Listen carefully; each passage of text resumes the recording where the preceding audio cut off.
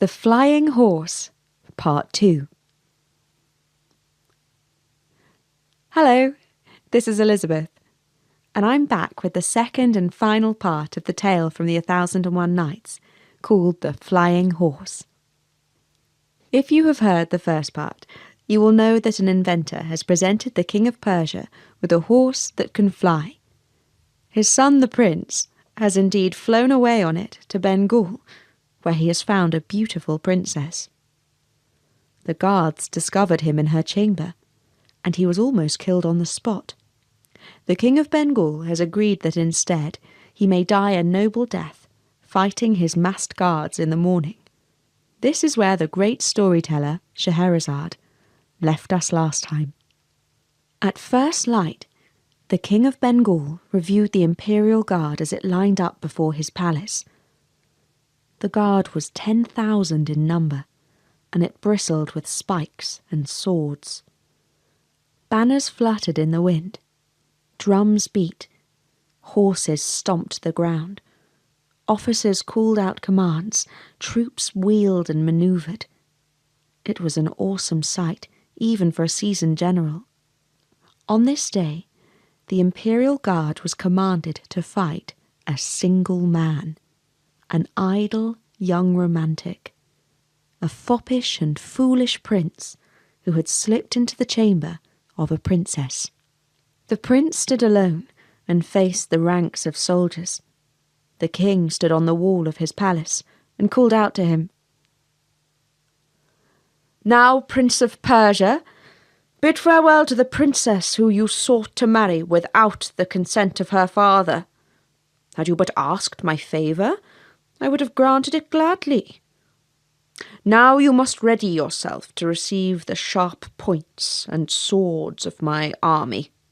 And the prince replied, "But, king, you do not deal with me fairly. Is it fitting for a prince to go into battle on foot? I was practically born in the saddle. Bring me my steed, and I shall meet your army on horseback." The king saw no harm in this request, and asked him where his horse was tethered. "Why, it waits for me on the roof of the palace." Now everyone who heard this thought that the young man had lost all his reason. Here was the explanation for all his strange behaviour. His pleasant face and gracious manners belied the fact that he was stark raving mad. But the king indulged the condemned man's whim and commanded his slaves, "Go up to the roof of the palace and bring me what you find there." It was a struggle for 6 strong men to fetch the ebony horse, for it was indeed solid and heavy. The king smiled when he saw that it was a toy made of wood. Trying not to laugh, he said, "Mount your horse, O prince. There are those would doubt your sanity, for by Allah the Magnificent, you are 1 in a million. But as you are my guest, you shall not hear me say that your reason is cracked. Now go to your death like a true prince, and do not dishonour the king your father in the manner of your parting from this world."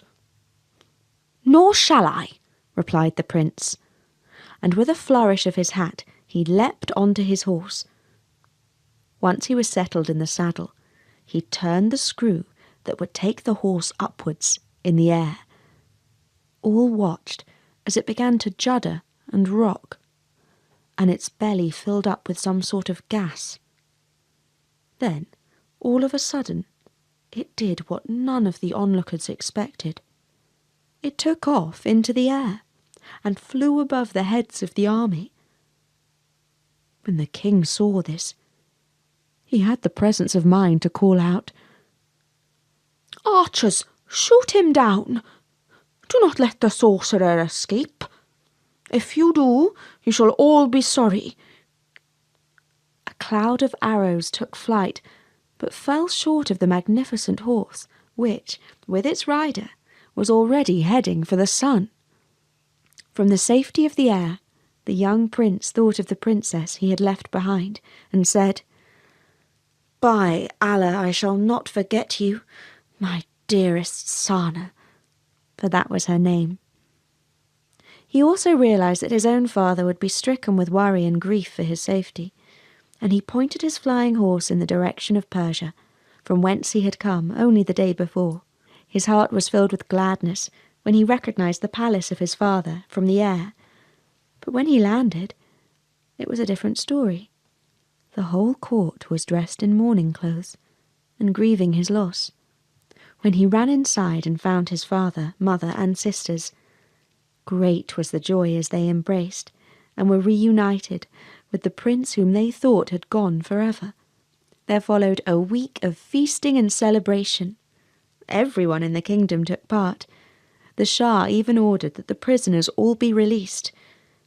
And among the criminals who came back to the daylight was the inventor of the flying horse. Meanwhile, in the palace, the king rued the day he had bought the infernal contraption, and forbade his son to ever go near it again. "For now I see," he said, "that the air is the kingdom of the birds, and it is wrong for a groundling to attempt to fly. Science is a sin. We should all obey the laws of nature, or else humankind will surely be the author of its own destruction." So happy was the prince to be reunited with his family that for a moment he forgot his beautiful princess, Sana. But not for long. At the height of the feasting, a lovely handmaiden strummed a lute and sang. "Time dies, but it does not forget. The seconds pass, but not my love. At the end of eternity, I shall meet you yet." When the prince heard these words, the fires of passion flamed in his heart. He pretended to be weary and said that he must retire to his room. But in fact, he crept out to the courtyard where the forbidden horse awaited him. It was the journey of a single night to return to the kingdom of Bengal, to find the palace, and the chamber where Princess Sana still slept. At her door, he heard her weeping and reciting verses. He carefully walked over to the bed. "Who's there?" she asked, nervously. "Oh, you of little wit," said the prince fondly. "It is I, returned to carry you back to Persia and your wedding day." "You," she said, angry all of a sudden. He was afraid her shrill voice would awake the guard. "You cruel-hearted man, how could you have left me?" "Would you rather that I was cut down by the 10,000 soldiers of your father's army?" he replied. "If so, all you have to do now is call for the guards, and I'll be dead this instant." "Yes," she said, confused. "I mean, no. My only wish is to be with you." And they fell into each other's arms. As it would soon be daylight, he swiftly led her up to the roof, from where they escaped on board his wonderful flying horse. Away they flew, but with great skill. The prince made the horse travel softly, so as not to alarm the princess. By midday they had returned to his father's palace, where he had been hardly missed. When his father saw the young prince's choice for a bride, more elegant than a gazelle, more gentle than the warm west wind, brighter than the moon, he rejoiced in his son's good taste and judgment. He called for preparations to be made of yet another feast, to celebrate the wedding of his son to Princess Sana. There was a delay, while out of courtesy, messengers were sent to her father in Bengal. In the meantime, the prince was hardly absent from her side. But of course there were times when official duties, or the pleasures of hunting and companionship with his cronies, called him away. On one such occasion, the young princess was walking in the garden when she was approached by a man who seemed to her eyes very old and rather hideous in face and figure. "Oh, Princess," he said, "your beloved has had to leave to another city on urgent business of his father. He pines for your lovely face that shines in his heart like the sun in a serene sky. He has therefore sent me to fetch you to him."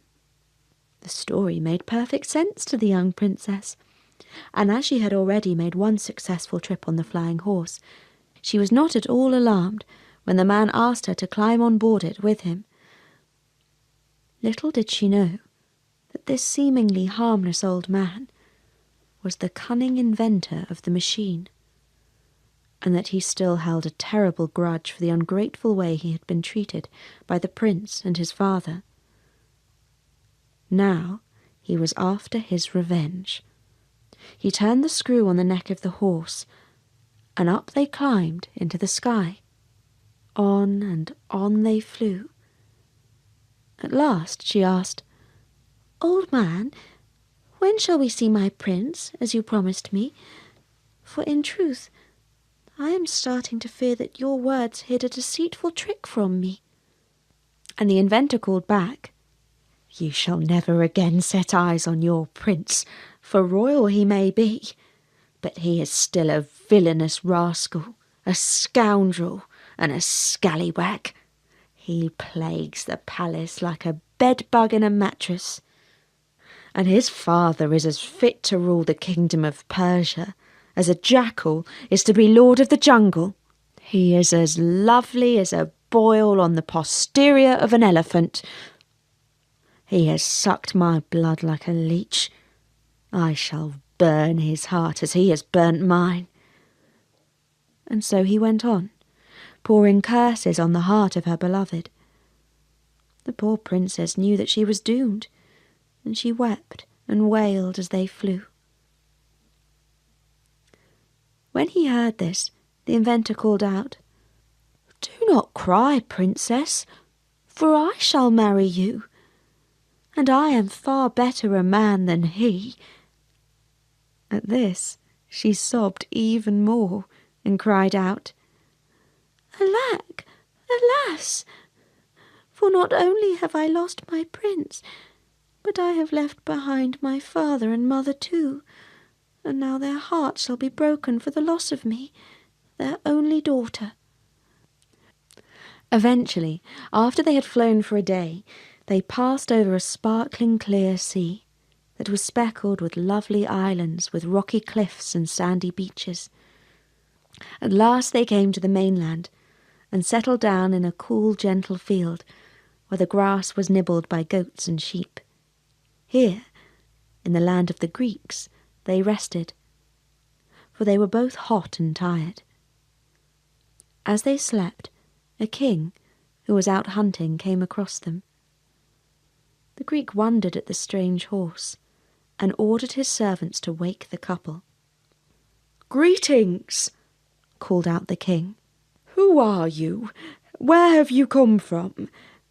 And what secret lies hidden in the belly of this strange black horse?" The inventor replied, "Sire, I am a prince of Persia, and this is my bride." But the princess, seeing her chance of salvation, called out, "No, he is not. He is a wicked magician who has abducted me and stolen me away from the arms of my beloved prince." The Greek had no doubt whom he wanted to believe. He ordered his guard to cut off the head of the inventor, and that was the end of him. Then he returned to his palace, taking with him the lovely princess and the strange ebony horse. Meanwhile, her prince had not ceased to grieve the loss of his bride. In penance for his carelessness at losing her, he dressed himself as a pilgrim and travelled from place to place, asking after the ugly magician, the lovely maiden, and the wonderful horse. Wherever he went, people thought that his rambling story, though diverting, was the outward sign of madness. Then one day, after he had travelled for over a year, he sat down under a plane tree and overheard 3 merchants talking. They spoke of an unusual event, the cause of much gossip and discussion. The king, out hunting, had come across an evil magician of foul face and loathsome form, a princess as lovely as the day, and a mysterious horse carved from ebony. Now at long last, the heart of the travelling prince was filled with lightness. His cares flew away like a dark bird. He had hope, but he also had caution. He made careful inquiries, and heard that the king wished to marry the lovely princess. Ever since he had made his proposal, she had been stricken with a mysterious illness, and refused to leave her bed. The king had offered a huge reward for any priest, magician, or doctor who could find a cure. Right away the prince guessed at the truth, that the illness was not real. Not of the body, at any rate. It was grief of the heart, and a ruse by the princess to delay her marriage to the king, and hold out for delivery from her fate. Towards supper time, the prince came to the gates of the palace, and declared that he was a travelling medicine man. He asked for an audience with the king.